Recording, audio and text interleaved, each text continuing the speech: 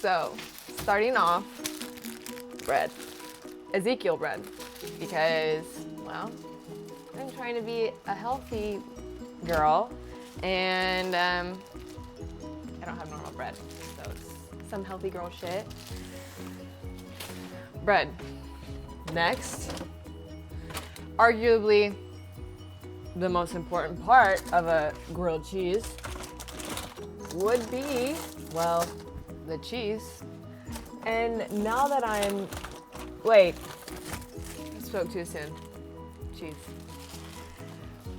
So, arguably the most important, but the secret sauce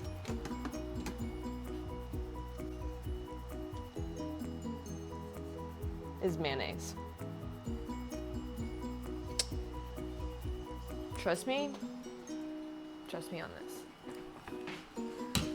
So, how many ingredients is that? Bread, cheese, mayonnaise. I might spice it up with some ham. TBD. So, okay.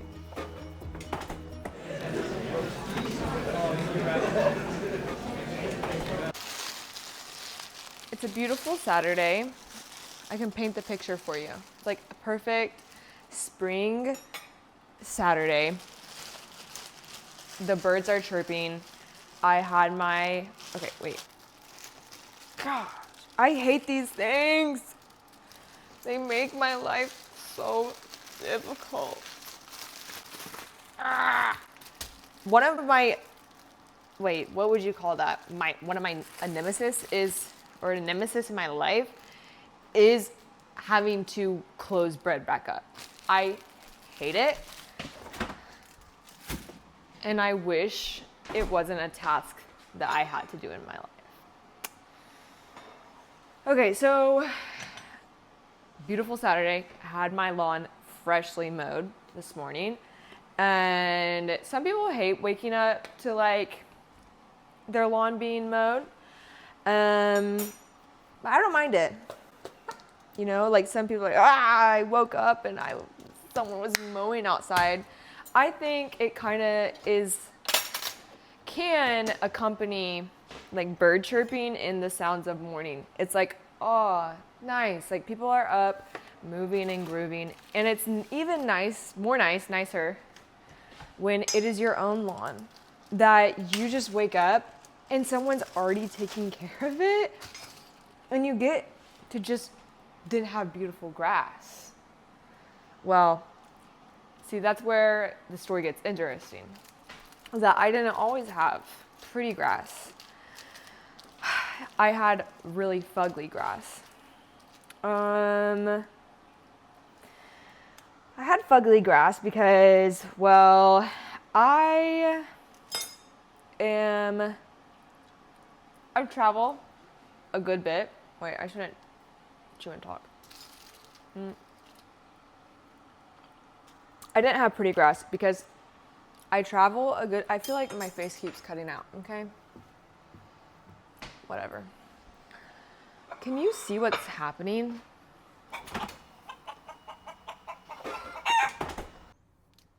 You're over there now so that well, no, it still is cutting off my face. Whatever.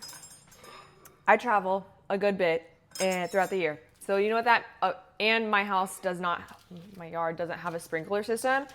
So that means that I'm not here for a good portion of the year to like water said grass.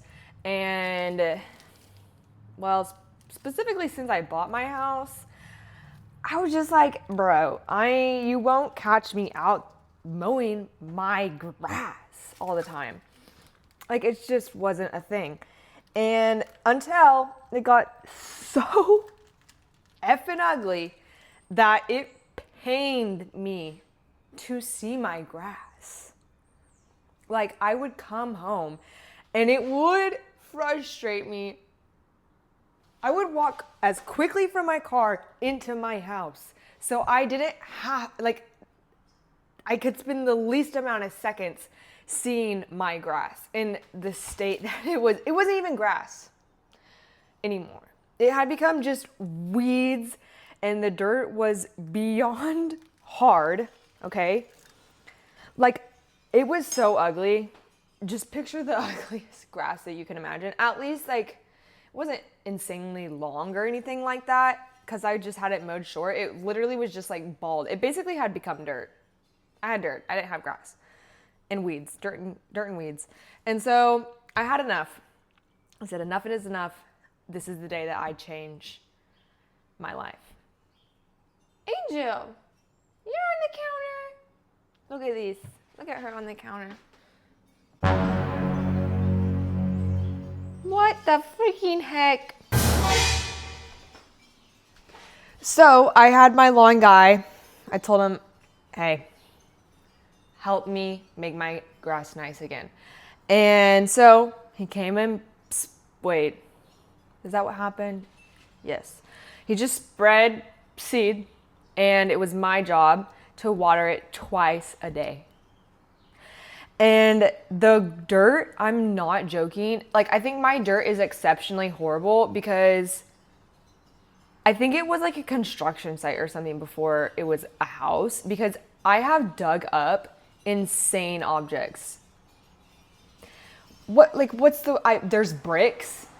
There are actual bricks throughout my yard. Like, ew.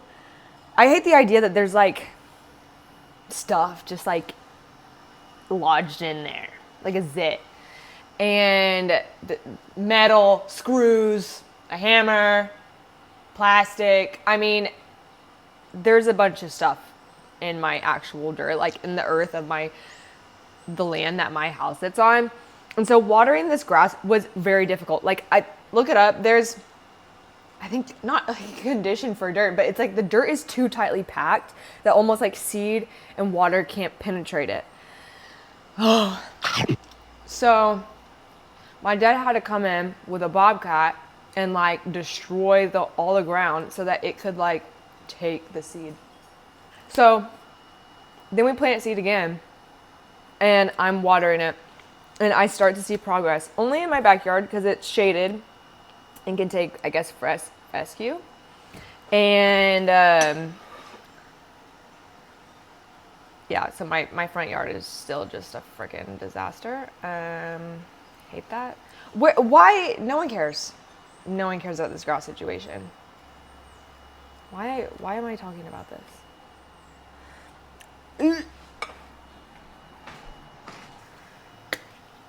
Last night, I was DJing at a friend's birthday party, just messing around on the board. And yeah, I didn't drink that much, but I woke up just like a little tired. So I watched some Love is Blind while my yard was getting mowed. And now I'm here making this beautiful grilled cheese. I've kind of been thinking about like imposter syndrome as I'm getting older. I feel like, okay, I keep lathering this up with mayonnaise. Okay, when I was, I guess, fresh out of high school, I felt a lot of imposter syndrome, like growing into myself and kind of like faking it till I make it. I got in real estate when I was, like literally the day I turned 18, I went and took the license, like the test. So I did the course before I was 18. And then on the day that I turned 18, I went and took the test.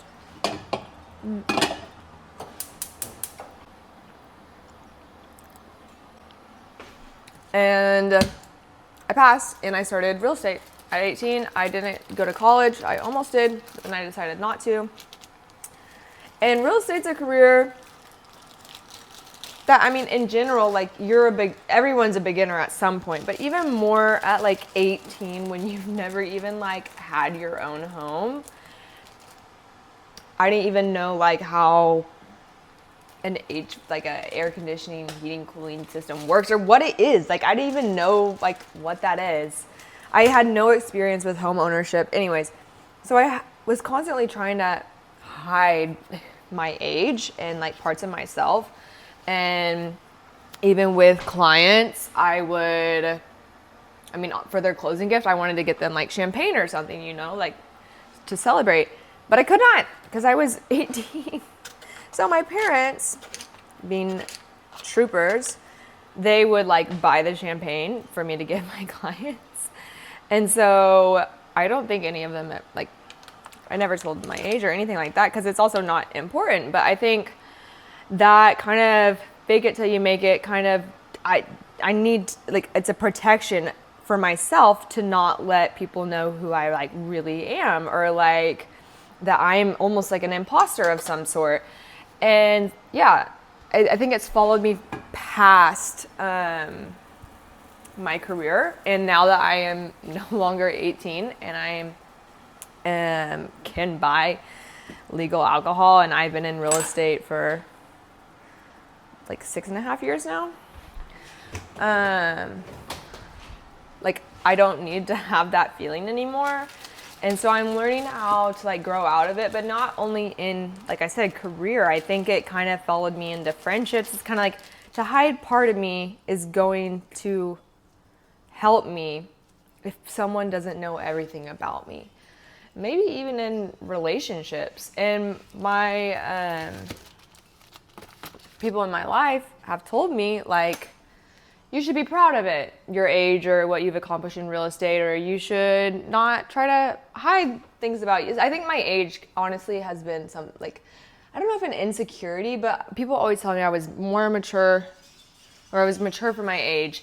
I think it was like a pride thing. And sometimes I think in my life I would experience people like, I don't know, they were granting me like some level of esteem, or they were treating me one way, but then if they found out my age, they're like, oh, you're young. Or even like guys hitting on you. I experienced that in the past, and be like, oh my gosh, wait, you're so young.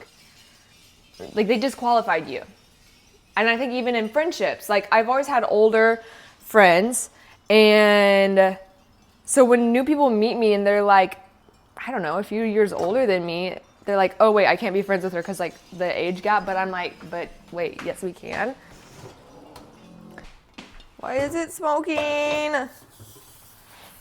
Ah! Oh my gosh, this isn't going well. Stop. It's because these freaking burners are so strong. Oh, I burnt it. Some people like theirs a little burnt, so it's gonna be okay. What was I saying about imposter syndrome?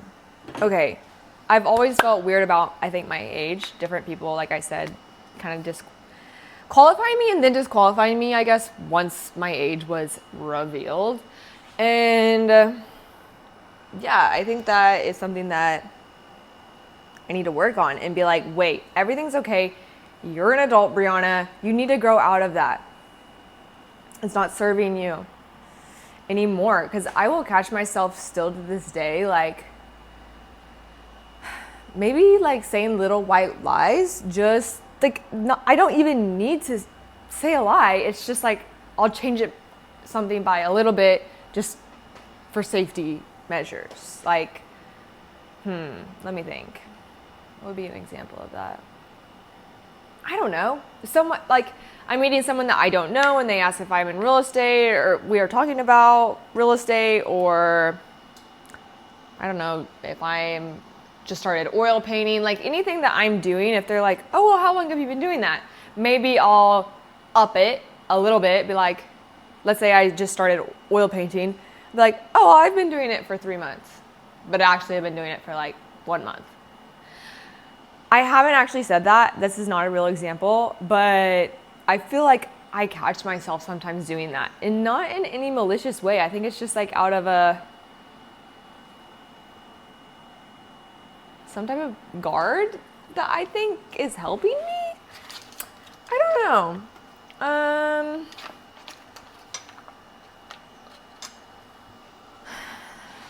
I don't know if that's just like imposter syndrome, if that's actually the word that would, like, if that's what that would be called. Oh my gosh. Why is this sandwich like blowing up? Ooh, it smells freaking disgusting. It's because of this new pan. Whatever. A burnt grilled cheese. It's okay.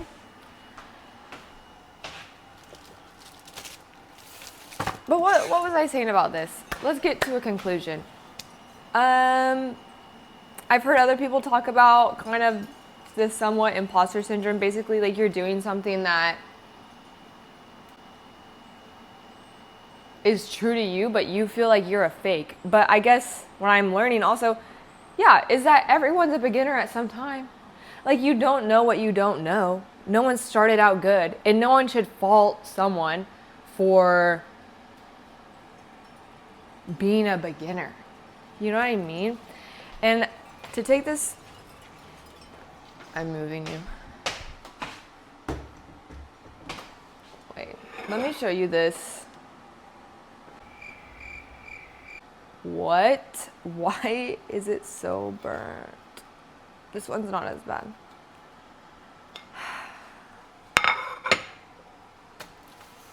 Okay. It's also okay to decide that you did something and then maybe that you don't like it.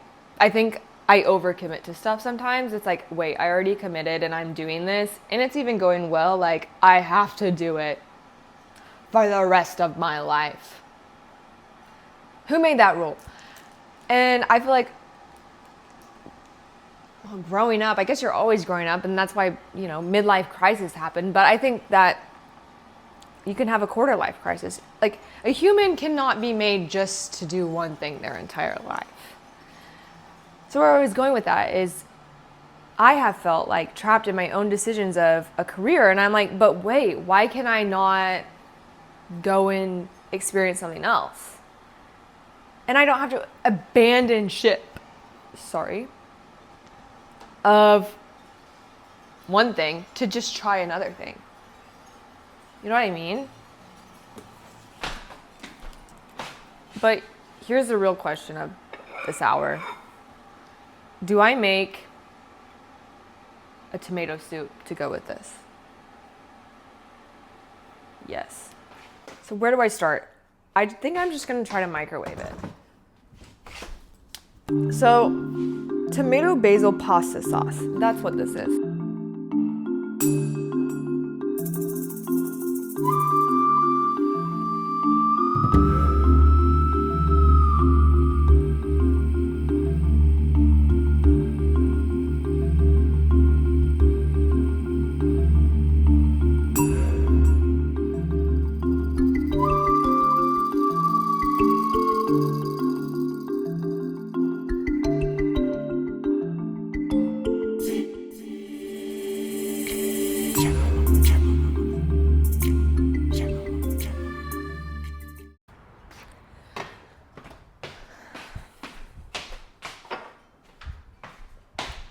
Okay, here we are. I know I said this could be the world's best grilled cheese in the beginning, but let's be honest, it's not looking like the world's best grilled cheese. Do 360.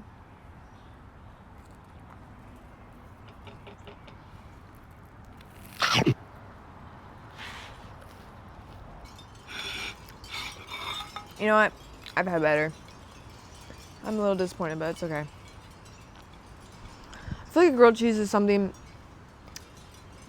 few people ever like order at a restaurant. You know, it's very much like a homemade food option. Or maybe that's just me because, well, I grew up in almond mom household, and we didn't even have, I never ate cereal growing up. The only option to eat something sweet in my house was brown sugar. I don't think we even had like white sugar because it was too processed. So, you know, maybe there's like maybe grilled cheeses from like McDonald's is like a normal thing, but I never had that experience. Speaking of McDonald's, I went there the other day, and I never really go to McDonald's, like maybe 5 times a year, and I got just an ice cream cone, and I had them put hot fudge on top of it. It was really good. And I just sat and parked my car and ate it because I had to kill time, and I don't regret anything.